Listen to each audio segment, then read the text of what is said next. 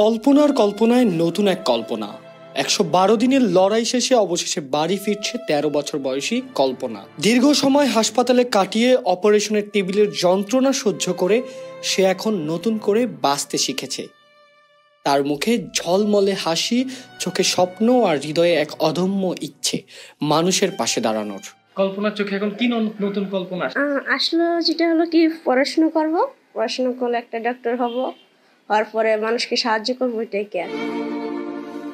তবে মাত্র ৩ মাস আগেও কল্পনার চেহারা দেখে যে কেউ আটকে উঠতেন। তার সামনের 4টি দাঁত ভাঙা ছিল, শরীর জুড়ে ছিল নির্যাতনের অসংখ্য ক্ষতচিহ্ন। বুক, পিঠ, হাত কোথাও যেন সুস্থতার ছোঁয়া ছিল না। ভয় আর যন্ত্রণায় সে নিজেকে গুটিয়ে রেখেছিলেন। মানসিক ট্রমায় হারিয়ে গিয়েছিল এক নিষ্পাপ জীবন।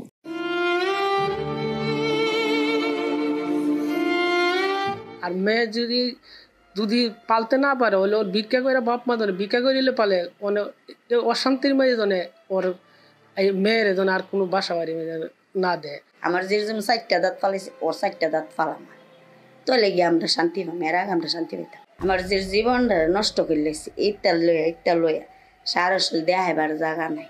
তো আমার যে অত কষ্ট কইরা থাকছি, এটা দেখলে সদা পানি লইলে কাঁদছি আর নমাজ পড়ছি আর বাসা চাইছি করেছে, তাই মারছি। এরপর পুলিশে উদ্ধার করে নিয়ে এসে আমার দ্বারা ফোন দিছে বর্দা, আমি আইসি বাদাতা বর্দা আয়া দিই এ অবস্থা শিক্ষার দিয়ে পড়ছে। বর্দা পুলিশে সান্ত্বনা দিছে, মা কান্দ না, আমরা ওর বিচার আমরা করি, তোমার করুন লাগতো।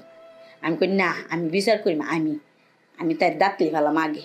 এটা অবস্থা করে মায়েরা আর মানে 5 দিন হইলে মানে গেল গেলে মইরা। বাড়ি ঘরের কোনো কিছু নেই, যে কোনো কুতুর জায়গা আছে না, ও বেচা সেটা আমি আইন না সেটা। আমার বাপা ও মেয়েরা আমি করতে করলাম একটু জায়গা আছে না, এই জায়গাটা বন্ধক দিয়া প্রথমে তখন কোনো লোকে তো আর টাকা টুকা দিয়া করতে পারে না, হাইস করতে অনেক পারে নাই। এরপর আমি একটু জায়গা আছে না, 75,000 টাকা দিয়া সেটা জমা দিয়া সেটা ওই প্রথমে আইনা সেটা আমি ওই প্রথম অবস্থায় খরচ করলাম। খরচ করতে আমার অনুরোধ আমি যা কিছু আছে অনেক ধরনের একটু দাঁড়াবার কোনো একটু জায়গা ধরে বাড়িতে গিয়ে যাম একটু বসবো, কোনো আমার একটু জায়গা নাই। আমি যেন ইমনের কারণে আর পুলিশের কারণে যেন পাইছি, এটা আমার আশা ভরসা। মানে আমার যে দায়িত্বটা আপনারা যদি নেন, লেখাপড়া করবার সুযোগ সুবিধা করে দেন, এটাই আমার আলহামদুলিল্লাহ। আমার যে আশা ভরসা এটাই, লেখাপড়া করবো। আমি গরিব মানুষ দিকে আমরা লেখাপড়া করাতে পারছি না, বাসা দিয়েছিলাম, শান্তির লেগে দিয়েছিলাম, অশান্তি যেন দিব এটা তো আমরা জানছিলাম না। কিন্তু কল্পনা হার মানেনি। ঢাকা মেডিকেল কলেজ হাসপাতালের বার্ন ইউনিটের চিকিৎসক মোহাম্মদ নসির উদ্দিনের তত্ত্বাবধানে একের পর এক অস্ত্রোপচার হয়েছে। তার শরীরে 4টি কৃত্রিম দাঁত লাগানো হয়েছে, নিচের ঠোঁটেও লাগবে আরেকটি অপারেশন।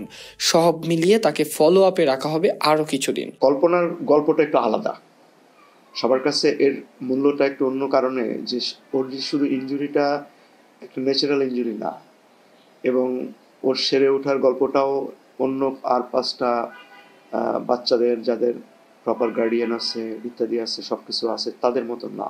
এই জন্যই গল্পটা একটু ভিন্ন, এবং আমাদের ইনভলভমেন্টের ব্যাপারটা ছিল একটু ভিন্নতর ভাবে। প্রথম দিকে আমাদের তার শরীরের যে রক্তক্ষরণগুলো হয়েছে সেগুলো আমরা পূরণ করবার চেষ্টা করলাম। করে যখন একটু সে চাঙ্গা হলো, তখন আমরা তার এই ক্ষতগুলোর চিকিৎসা শুরু করলাম। ক্ষতগুলো কিন্তু কোনোটাই পরিষ্কার ছিল না, ময়লা ছিল, পুঁজ জমা ছিল, এবং এই পুঁজটা যদি দীর্ঘদিন থাকে শরীরে, তাহলে যে প্রবলেমটা হয় এটা থেকে সেপ্টিসেমিয়া হয়। সেপ্টিসেমিয়া মানে এই পয়জনগুলো আপনার ব্লাড স্ট্রিমে চলে যায়। তো ব্লাড স্ট্রিমে যখন চলে যায় তখন কিন্তু পেশেন্টের লাইফ থ্রেটনিং কন্ডিশন চলে আসে। তো that was our first goal, to save হার।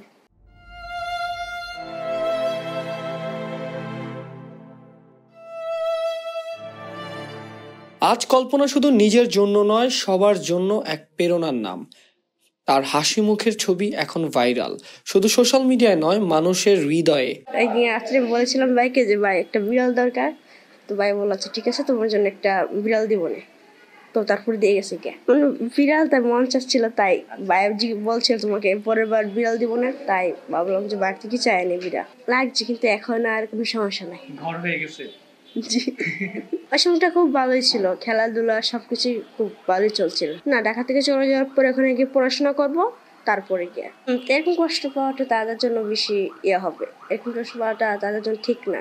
তো আনারগুলো রাখার লাগে যেমন সেটা হলো কি পড়াশোনা করবো, একটা ডক্টর হবো, ওইটাই কে তাদের কাছে। কল্পনার ভয় পায় না, কল্পনা বাঁচতে চায়, শিখতে চায়, মানুষের পাশে দাঁড়াতে চায়। এ এক নতুন শুরু, এ এক নতুন কল্পনা। জীবনে যেন মানুষের এমন অন্যায় না করে, এমন যেন ওর ফাঁসি চাই।